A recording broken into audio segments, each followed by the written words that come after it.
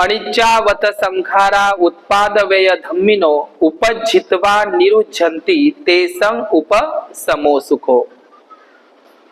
सर्व संस्कार अनित्य आहे, जे उत्पन्न होतं ते व्यय होणार आहे। उत्पाद व्यय धम्मिनो, व्यय म्हणजे काय?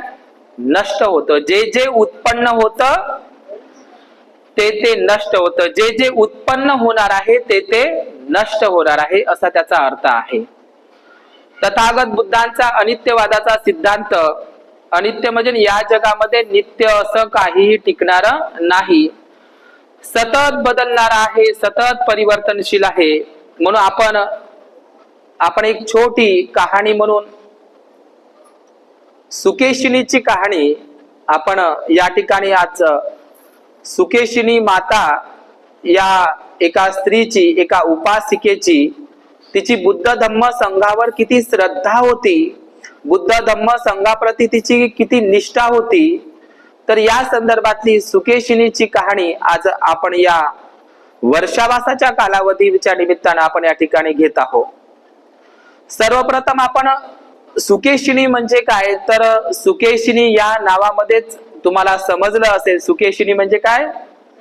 सु म्हणजे सुंदर आणि केशिनी म्हणजे जिचे सुंदर सुंदर केस आहे। सुंदर सुंदर केस म्हणजे सुंदर सुंदर केसाची ती सुकेशिनी, लांबलचक आणि रेशमी तिचे केस, इतके सुंदर केस, इतके लांबलचक केस तिचे, आणि तिच्या केसाची ख्याती संपूर्ण जम्बूद्वीपामध्ये होती।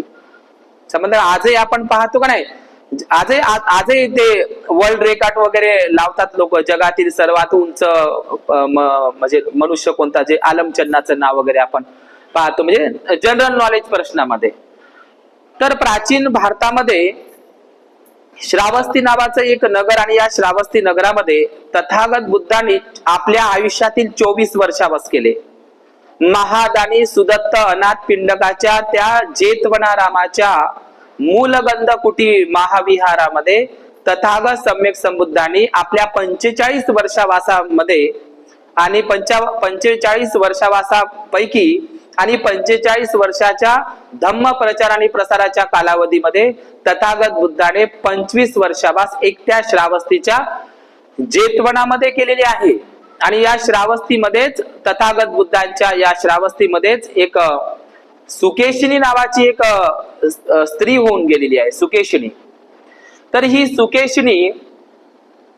सुकेशिनी ती एक त्या शहरात